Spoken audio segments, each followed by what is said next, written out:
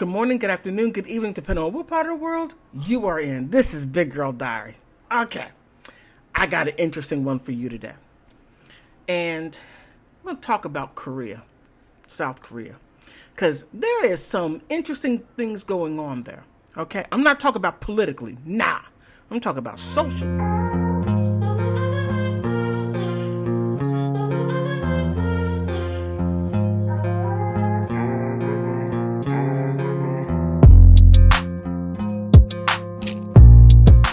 Now, Korea, namely the men, want to get married, but the women are like, no, I don't want to have that strict nothing.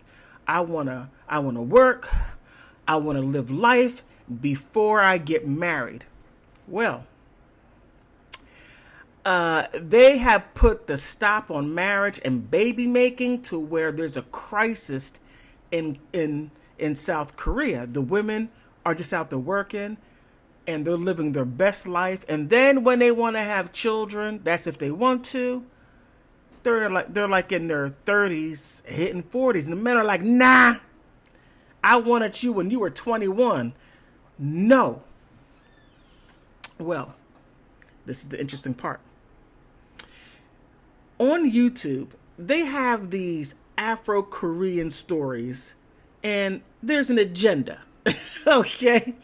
The agenda is more so pushing Korean men into the African, namely Nigeria market, and also Black American women. Now, it's more so Nigerian women, either some Ethiopian stories about, and I feel bad for Korean men because they put them in a small little box. You are the billionaire mafia boss that's feared and owns half of the underworld, and all these stories that different guys that own half of the underworld. I was like, yeah, if all these different stories and all these guys own half of the underworld, well, damn. I mean, there is a short market on it. Anyway, it's so crazy.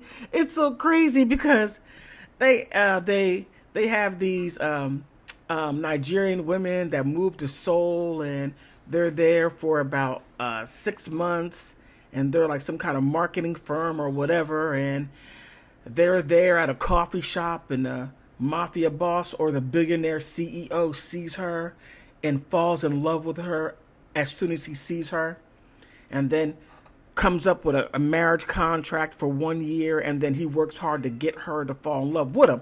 I mean, I'm like, really? Really? You got to trick her into marrying? But, the interesting part about, Korea, South Korea, but also Asia, is that they have a push, like I said, to bring people in to marry the men. The women are like, screw you. I want to work. I don't want to be under that 1950. I'm going to stay at home and have all these children while you go out and get drunk and have as many babies as possible. Okay.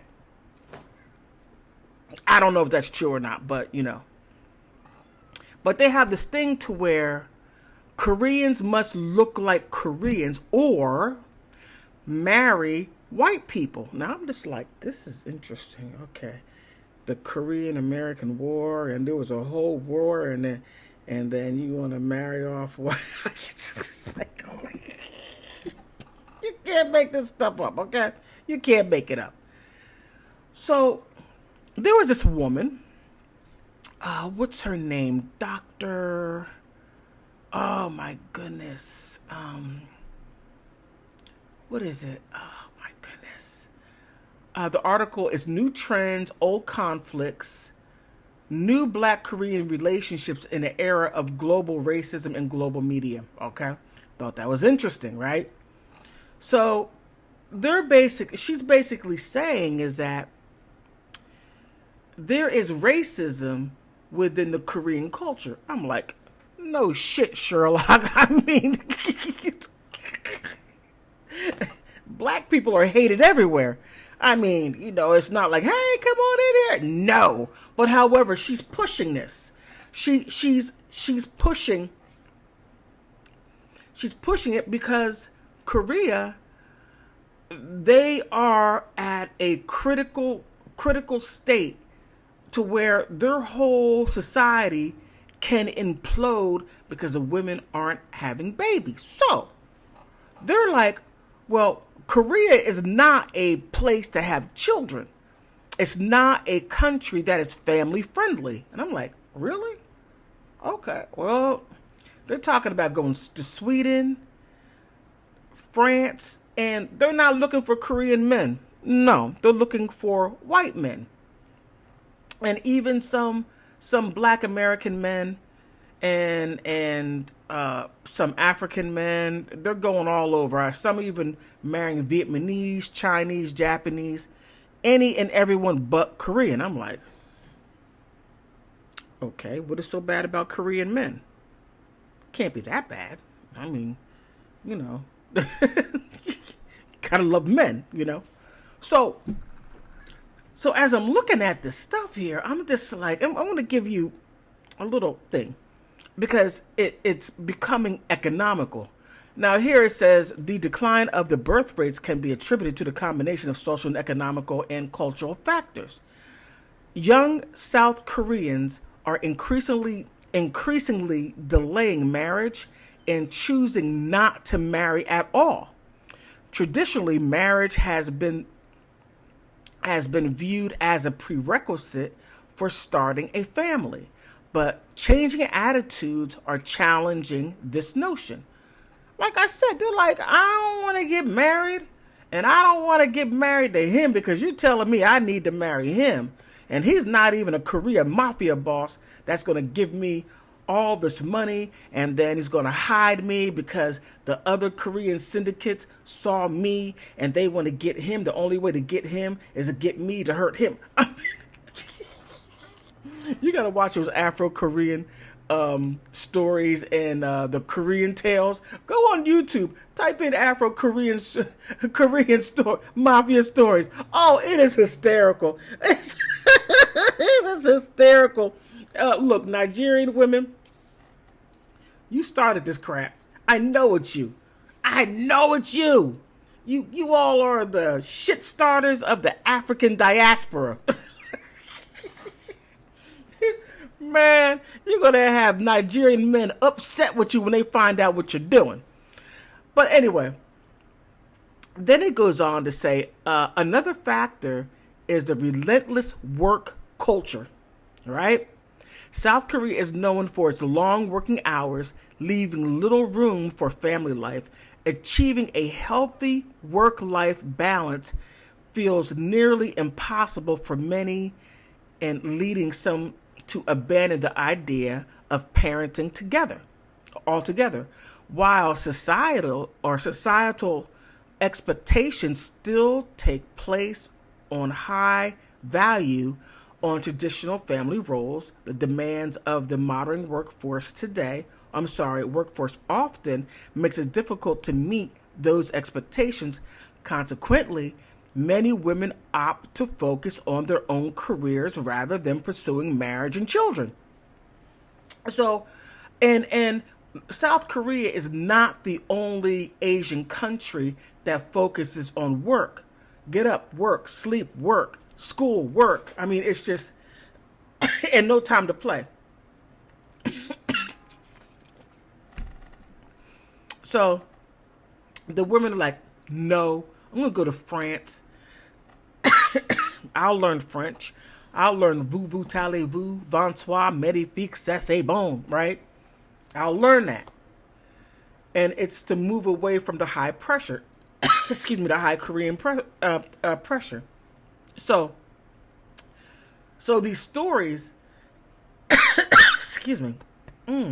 So these stories are basically exporting the men or importing other women into Seoul, Korea. And it's always Seoul or Gangnam, Mangdang. I'm learning these words. And how they portray the Korean woman as an evil, manipulative woman that is trying to get into the relationship of the billionaire CEO or the billionaire mafia boss, and chose this very dark skinned woman and totally loves her, and then he sort of like forgets about the black lady, and then gets with the Korean woman because the family wants an appropriate Korean family, and having that dark skinned woman is not it, and it gets into the racist part of it. And so it's very interesting. Oh, and then the black woman leaves and, oh my God, how dare you? You're cheating on me, so I'm going to leave. And when I come back, you're going to have triplets. I mean, it's crazy. She had triplets by herself and twins by herself. Come back, and then he's going to cry. And you got to do 3 things. First, you got to see me. You got to see me. I'm just like, what? She needs to be seen. Damn it. He saw her. He sees you. It's crazy. The plots are stupid. But however, they're pushing this agenda. And it's going to be quite interesting because now it's also in Japan. China is also doing the same thing. They're pushing these agendas to get Asian men to marry off to other women because Chinese women are like, nah, it's too expensive. South Korean women are like, nah, it's too expensive. Japanese women are like, no, it's too damn expensive. You know how much a watermelon costs? It costs 19,000, whatever their monies is, whatever it is, but it's 19,000 of them. Damn. But just keep an eye on it. Don't believe me. Go on YouTube and put Afro Korean stories. Oh my goodness. Now, the young girls are going to get wrapped up into it. And now you have this guy right here. Now, all the girls are going crazy. And even Ali London. Oh, Ali. Ali's from London, England. You can't make this up. So, Ali, over here, this right here is Ali London. And this right here is, what's his name? Jimin. He's a Korean K-pop. So he is so in love with the Korean culture that he had 37 surgeries to turn him into a Korean woman. And he loves Jimin. I know Jimin's like, okay, wait a minute. Wait a minute. Thank you. Thank you for buying tickets. I appreciate that. I don't know what to say, Ali. I don't know. There might be somebody out there for you, but it's not me, right? So now he's the newest K-pop heartthrob. Now this is him, and as you just go back through the pictures, and you're gonna see how they're Europeanizing him. I find it funny how they're doing that. And now he's running around with long blonde hair. Now, if you remember, who is it? His name was Olaf. Oh my goodness. I think not for Guns N' Roses. No, that's Axel or Axe, whatever his name is. No, Slash. But Olaf played with, I think, Aerosmith. Love in the Elevator. Da-da, da-da. Dude looks like a lady. Da-da. Yeah, Aerosmith. Olaf, all that blonde hair, he looked like a woman. Oh my goodness! But he looked like a good-looking woman. And if you take a look at it, they're kind of Europeanizing him. And if you look at him right here, he looks straight Asian or Korean. But when you look at him here, it's like different. All that hair. But anyway, that right there is neither here nor there. But however, there's an agenda being played. There is. And in South Korea, it's way too expensive just to get a flat. Just to even live next to a subway station in a little box. It costs too much damn money. And there's not that many high-powered jobs to be able for people to get married. That's why people are going crazy, trying to marry the Korean mafia bosses and the billionaire CEOs and women are like, oh, okay, I have no problem being a side piece. This had me live in Gangnam and in a penthouse on a 44th floor that has all the way around. I have the whole floor to myself. And you need a key card to get into the elevator. And then the elevator opens right up. And right there's my huge penthouse. Okay. But I've been watching too many of them because it's so I can't do nothing but laugh how ridiculous it is. And Nigerian women, you started that mess. And everybody's either from Nigeria, Chicago, New York City, or Atlanta. And their last name is always Okafor. I can't even pronounce it. But anyway, what are your thoughts about this? Please like, subscribe, leave a message. Please push that like button. I'm trying to get my channel on out there.